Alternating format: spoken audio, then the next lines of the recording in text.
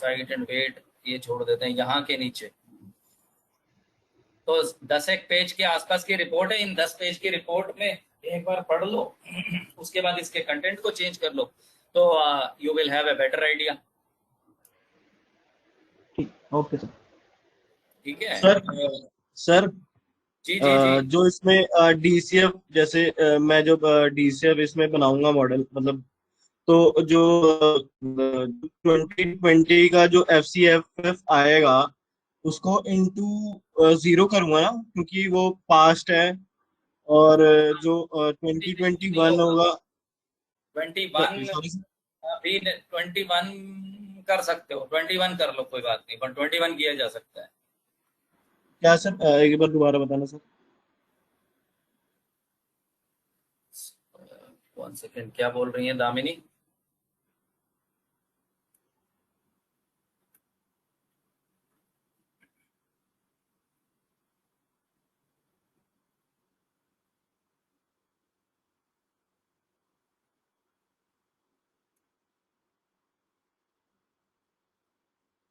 Okay so देखो, whenever we do a DCF ना, DCF is discounting of future cash flows। तो future कौन सा है? 21 के बाद का। अब हमारे सिस्टम में हम 1 साल के पीरियड का इंटरवल लेते हैं डिस्काउंटिंग के लिए। तो अगर मुझे कायदे से, तो अगर मैं आज मई में हूं तो मई 22 से आज तक का 1 साल का डेटा मुझे डिस्काउंट करना चाहिए, पर वैसा होता नहीं, तो आधे साल से बहुत ज्यादा फर्क नहीं पड़ेगा। हम अगर दिसंबर 21 का डेटा डिस्काउंट करेंगे तो वो एक्चुअली हम दिसंबर 20 के पॉइंट ऑफ व्यू से कर रहे हैं। तो बेटर है कि हम 22 का डेटा, 22 को 21 को भी छोड़ दें और 22 को डिस्काउंट करना शुरू कर दें। ठीक है। तो जो 22 का जो एफ सी एफ एफ आएगा उसको इनटू वन करूँ, और जो 21 का होगा उसको 0.25 से मल्टीप्लाई करूँ, राइट सर? बिल्कुल बिल्कुल बिल्कुल, एग्जैक्टली यही करना चाहिए। ठीक है सर।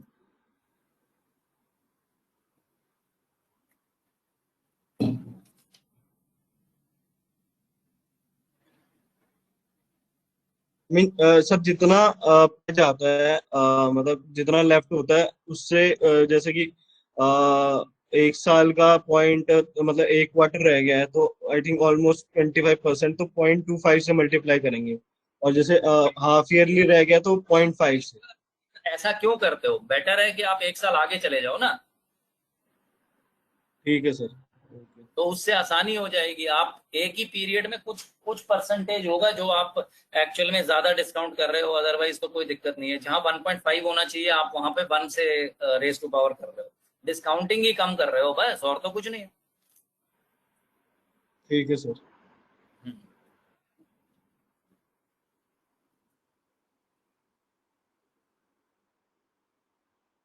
और सर जो टर्मिनल टर्मिनल ग्रोथ रेट है उसको सर उसको क्या लेना चाहिए, मतलब इन्फ्लेशन रेट ही ले लूं, क्योंकि वो तो थर्ड फेज, आई मीन अगर 3 स्टेज मॉडल है तो वो हम्म। तो थर्ड स्टेज में आ जाएगा। तो आई थिंक जितना कि सस्टेन करना चाहिए कि इन्फ्लेशन रेट के हिसाब से, तो और जो मार्केट है वो भी काइंड ऑफ सैचुरेटेड है, तो आई थिंक इन्फ्लेशन रेट या फिर 1-2% ऊपर नीचे कर सकते हैं, तो आई थिंक उतना कंजर्वेटिव रहेगा, आई थिंक। तो राइट जीरो सर? ले लो, जीरो ले लो। Zero is as good as, I mean you are generating constant cash flows ना। Okay sir. हम्म।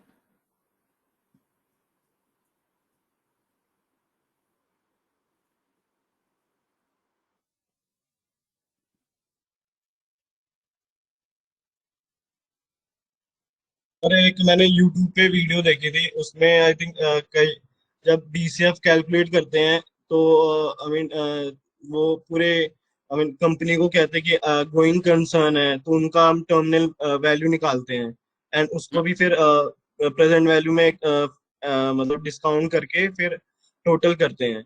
बट ठीक। उसमें और भी ये भी था कि डीसीएफ एग्जिट मॉडल भी बनाया था, क्योंकि I mean company for rational I think कि कभी ना कभी एक्वायर हो जाएगी या फिर बैंक करप्ट हो भी सकती है, तो वो भी उसको भी आई मीन पुट कर सकते हैं, या फिर इतना ही ठीक है मतलब। देखो, आई मीन एग्जिट। bankruptcy तो मैं नहीं कहूंगा कि यू शुड इंक्लूड, बट जहां तक बात है एग्जिट मल्टीपल वाली, तो वो टर्मिनल वैल्यू जो आप कैलकुलेट कर रहे हो वो गॉर्डन ग्रोथ मॉडल से कैलकुलेट कर रहे हो, आप उसमें एग्जिट मल्टीपल लगा लो। एग्जिट मल्टीपल का मतलब यही तो है कि भाई उस टाइम पे कंपनी की वैल्यू क्या होगी, आज से 10 साल के बाद आप अगर उस कंपनी को वैल्यू करना चाहो, तो आपने प्राइस टू अर्निंग के बेसिस पे उस कंपनी की वैल्यू कर ली, वो टोटल वैल्यू ही तो है, वो वैल्यू आप उसको डिस्काउंट कर लो। आई मीन कोई भी मल्टीपल ले सकते हैं, आई मीन ईवी बाई विडा या फिर पी, जो भी है। बिल्कुल बिल्कुल, ओके कुछ सर। भी लिया जा सकता है।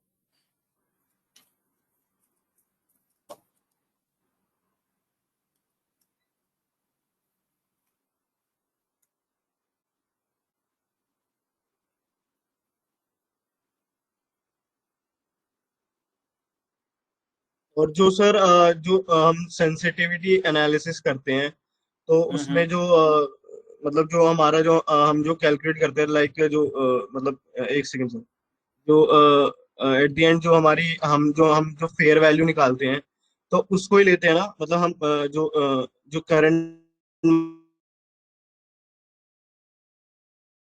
मार्केट प्राइस नहीं लेते, जो हम हमारी जो फेयर वैल्यू आई है उसको कंसिडर करते हैं ना, मतलब जो भी हमने टर्मिनल ग्रोथ रेट दिया है और डिस्काउंट रेट लिया है, उससे जो हमारी फेयर वैल्यू आई है, तो हम उसको कंसिडर करते हैं, या फिर जो करंट मार्केट वैल्यू है वो करते हैं।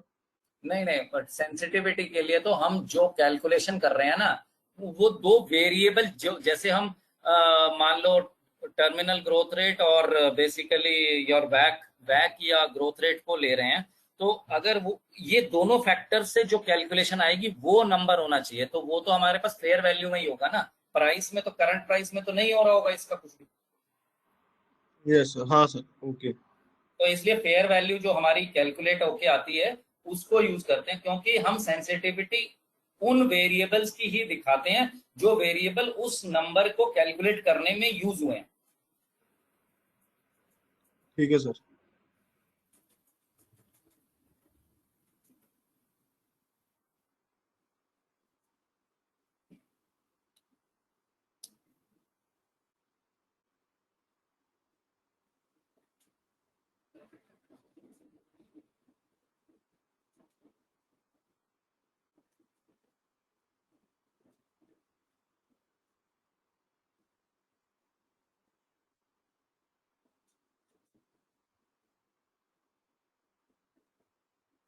और सर ये फॉरवर्ड पीई रेशियो क्या होता है सर? फॉरवर्ड का मतलब क्या हुआ? भाई 21 के फॉरवर्ड नंबर है ना आपके पास, हाँ। मान लो 1 साल आगे के, तो आप अगर आज की प्राइस प्राइस तो आपके पास आगे का नहीं होगा, यस पर सर। ईपी तो अगले साल का प्रोजेक्टेड मिल सकता है ना आपको, तो आप अगले साल का price, today's price divided by next year EPS, तो वो फॉरवर्ड पी हो गया। अच्छा।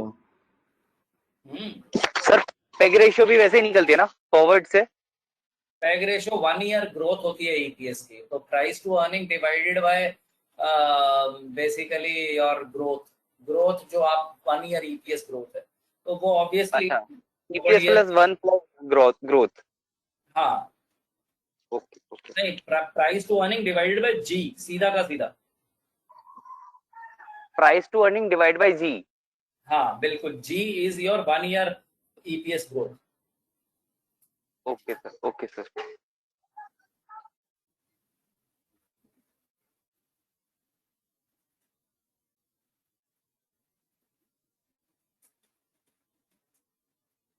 हम्म। सर जो टर्मिनल वैल्यू जो कैलकुलेट करते हैं, तो उसमें हम लास्ट ईयर जो एफसीएफएफ हमने जो प्रोजेक्ट किया है, मतलब जो भी 2025 का हो गया फॉर एग्जांपल, तो हम उसको लेके कंसिडर करके और उसको हम टर्मिनल वैल्यू निकाल लेना, और या फिर हम इबिडा लें, या फिर जो पहले का प्रीवियस ईयर एफसीएफएफ है वो लें, आई मीन टर्मिनल वैल्यू को कैलकुलेट करने के लिए। टर्मिनल वैल्यू के लिए तो फ्री कैश फ्लो ही लेना पड़ेगा ना, लास्ट मान लो 2025 तक आपने प्रोजेक्ट किया है, तो देन हम्म। 2025 के को 1 साल ग्रो करके then you will calculate that value and फिर उसको डिस्काउंट करो। ठीक है सर। ठीक है। Yes sir.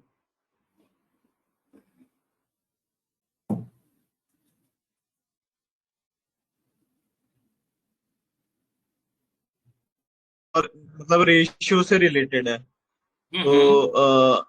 सर उसमें जो अकाउंट रिसीवेबल टर्नओवर है सर, वो हम्म। कैलकुलेट होता है रेवेन्यू पे, मतलब डिवाइड बाय, एंड हम्म। जो पेबल टर्नओवर है और इन्वेंट्री टर्नओवर है वो कॉस्ट ऑफ गुड्स सोल्ड पे होता है। तो मतलब ये डिफरेंट, मतलब ये क्यों है? और सेकंड क्वेश्चन एक और है कि जो हम उनको ऐड करके एक और फॉर्मूला होता है ना, मतलब एक एक सेकंड सर। Cash conversion. हाँ, वो इनको ऐड करके जो मतलब क्या कहते हैं, रिसीवेबल्स पर प्लस इन्वेंट्री माइनस जो पेबल निकालते हैं, तो इसका तो आई थिंक कोई मतलब ही नहीं हुआ, क्योंकि जो बेसिस ही सेम नहीं है, मतलब एक रेवेन्यू पे कैलकुलेट हो रहा है और बाकी दो जो है वो कॉस्ट ऑफ गुड्स पे हो रहे हैं, तो मतलब बेसिस ही सेम नहीं है। तो आई थिंक इस रेशियो का मतलब क्या मीनिंग होगा, और ये क्यों होता है कि एक रेवेन्यू पे और बाकी दो कॉस्ट ऑफ गुड्स सोल्ड पे? देख भाई, मेरी एक बात सुन। सबसे पहली बात तो ये है कि पैसे का कोई रंग नहीं होता, ठीक है। आपसे आप रिसीव जो कैसे कौन सी चीज जिससे जनरेट होती है, आप उसको बेस बना रहे हो। रेवेन्यू से रिसीवेबल्स आते हैं, आप उधार पे माल बेचते हो ना, तभी तो आपके रिसीवेबल जनरेट होते हैं, हम्म। समझ रहे हो। और इन्वेंट्री जो है वो आप कॉस्ट पे लेके आते हो, तो वो कॉग्स पे हो गई। अब पेबल्स भी जो है वो कौन से पेबल्स हैं? जिनसे आपने कुछ मटेरियल खरीदा होगा, ठीक। ठीक है सर। अब आप जब आप उनके लिए टाइम्स कैलकुलेट कर रहे हो, बेसिकली आप कर रहे हो कि balance sheet figure divided by your COGS, COGS divided by, तो आपको तो साइकिल पता करना है ना कि कितने दिन आपने सिर्फ पैसा ब्लॉक कितना हो रहा है रेवेन्यू, रिसीवेबल्स में रेवेन्यू के पैरेलल पैसा ब्लॉक हो रहा है, और इन्वेंट्री और पेबल्स में कॉग्स के रिलेटेड पैसा ब्लॉक हो रहा है। इसलिए हमने उनको पहले बेस अलग रखा था, जिससे कि एक्चुअल हमें नंबर पता चल सके, समझे। Yes sir. ठीक है। पर अगर आप रेवेन्यू को ही यूज करके इन तीनों रेशोज को या नंबर्स को कैलकुलेट करते हो, तो वो भी गलत नहीं है। थोड़ा दो नंबर जो होंगे वो इन्फ्लेटेड कैलकुलेट हो रहे होंगे, आपने रेवेन्यू कॉग्स की जगह रेवेन्यू यूज कर लिया, और रेवेन्यू में revenue divided by your payables और इन्वेंट्री, तो वो जो नंबर आएगा वो थोड़ा नंबर बड़ा होगा। मान लो जहां कॉग्स आपके प्रॉफिट मार्जिन 20% है, तो वो नंबर 20% कम और ज्यादा का फर्क आएगा। अब वो जो तो डिफरेंस है, वो डिफरेंस आपने क्या करना है, आपने तो यही समझना है ना कि कैश साइकिल में कितना दिन कैश ब्लॉक रह रहा है। आपने रेवेन्यू रिसीवेबल्स में आपके 20 दिन लगते हैं, मतलब एक आदमी जिसको उधार बेचते हो तो वो 20 दिन में आपको पैसे देता है। इन्वेंट्री जो है वो जब तक आपकी बिक नहीं जाती, आपको इन्वेंट्री को परचेज से लेकर फिनिश गुड्स तक में मान लीजिए 10 दिन लगते हैं। और ये और आपने पेबल्स जो है वो पैसे आप मान जब आपका पैसा आ जाता है तब आप उसको पैसा दे रहे हैं। तो मोटा मोटा इन तीनों से जो आपको मिलता है वो कैश कन्वर्जन है, कि आपने जिस दिन इन्वेंट्री खरीदी थी वो बाकी बनकर पैसा में कन्वर्ट कब कितने दिन में हो रही है, तो वो साइकिल हमने चेक करना है। ये सिर्फ बेस का फर्क है, that is not that material, ठीक है। तो यस आज की सर। डेट में हम तो सब कुछ सेल्स पे कर लेते हैं, और ये टर्नओवर डेज वेज वगैरह भी नहीं कैलकुलेट करते, बस सीधा सीधा sales as a percent, working capital as a percentage of sales कर लेते। पर अगर कोई रिटेल कंपनी है तो उसमें ये साइकिल बहुत इंपॉर्टेंट होता है, क्योंकि जितने भी बिजनेसेस हैं वो वर्किंग कैपिटल की वजह से मरते हैं। Yes sir. ठीक है, तो ये लॉजिक था। और सर मतलब अगर मैं मुझे मतलब 2020 तक मैंने ये साइकिल निकाल ली, और जो भी टर्नओवर रेशियोज निकाल लिए, फिर मैं आई थिंक उनको ही, फॉर एग्जांपल मैंने रिसीवेबल्स टर्नओवर रेशियो निकाल लिए, तो मैं उनको ही आई थिंक अगर अगर एवरेज लूं मैं उनका, तो अगर 20% के हिसाब से आ रहा है तो मैं उनको ही फोरकास्ट करके और रिवर्स कैलकुलेट करके तो मैं रिसीवेबल अपने रिसीवेबल्स भी निकाल सकता हूँ ना, रादर देन मैं उनको ही फोरकास्ट करूँ। बेसिकली हम ये कैलकुलेशन करते ही अपने वर्किंग कैपिटल की कैलकुलेशन के लिए। Yes sir.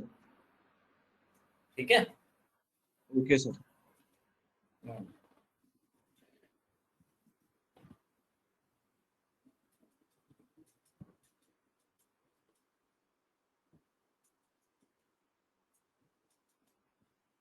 जो ग्रुप बनाने के लिए मैं कह रहा था वो ग्रुप बना लेना भाई लोग, थोड़ा टच में रहेंगे। ऐसा नहीं है कि कोर्स अगर खत्म हो गया है तो हमारा यहीं तक का साथ है।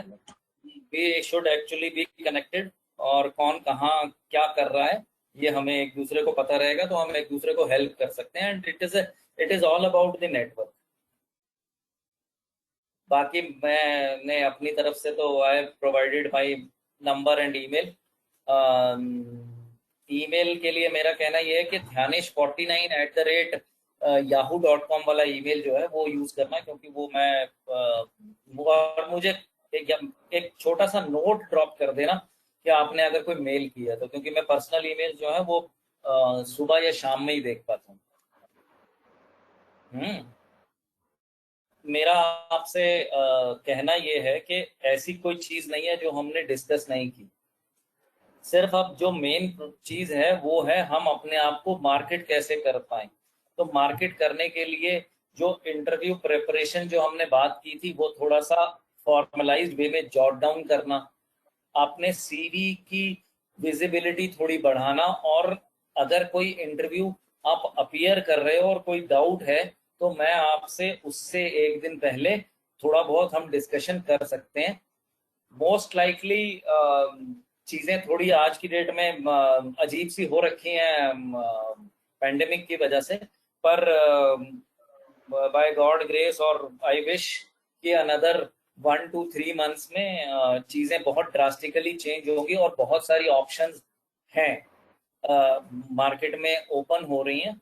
तो अपने सीवी की 2-3 फॉर्म बना लो, एक फ्रेशर वाला कर लो चाहे, और एक बेसिक विद लिमिटेड 1 से 2 साल का एक्सपीरियंस वाला, और एक मेन जो सीवी आपका है। तो जिस तरीके से आपको जहां फिटमेंट मिले स्टार्ट करें। इमार्टिकस भी मुझे लगता है कुछ हेल्प करेगा उस पॉइंट ऑफ व्यू से। तो focus on the your how you now you can get the job. आपके पास एक सर्टिफिकेशन है जिसको आपको अब इनकैश करना है। And I wish all the best to everyone, assuming that we'll be in touch। तो थोड़ा अब हम इस लाइन पे काम कर लें। अब बच्चा जो है वो पोर्शन बचा हुआ है, एक तो मॉक का और आपका एक सबमिशन। तो मैं चाहूंगा कि आप जो सबमिट करें रिपोर्ट, वो रिपोर्ट आप फुल हार्टेड बनाई हुई रिपोर्ट हो, जिससे कि थोड़ा सा आपका बेटर प्रैक्टिकल एक्सपोजर हो जाए। जितना बेटर एक्सपोजर होगा उतना ही कन्वीनियंट होगा इंटरव्यू क्रैक करना, क्योंकि you will know lot of things when you read and right. और ऐसी कोई चीज नहीं जो हमने कवर नहीं की है। तो I think we have the knowledge, it's just how we can now demonstrate that knowledge to reach to what was the objective we thought when we started this journey. तो मैं इसी नोट पे I would like to say thanks। मैंने hopefully I have done my job। Thank you, sir. Sir, I have one question. I mean, actually, Wanted to know that is there, apart from technical thing, is there any kind of post that I can apply for, like voter right or presentation or this sort of works are there? तो बोल तो रहा हूँ, ये EY में apply करो। वो वहां पे ये लोग जो लोग कॉर्पोरेट फाइनेंस वाला प्रोफाइल ढूंढना शुरू करो। कॉर्पोरेट फाइनेंस में यही काम होता है। Corporate finance। हाँ, कॉर्पोरेट फाइनेंस में ढूंढो, आपको कॉर्पोरेट फाइनेंस में मिलेगा। उसके लिए आप थोड़े सैंपल्स वगैरह बना लो तो आपको और इजी हो जाएगा। ठीक है ना? ठीक है sir. Sir, I'll be disturbing you as and when required।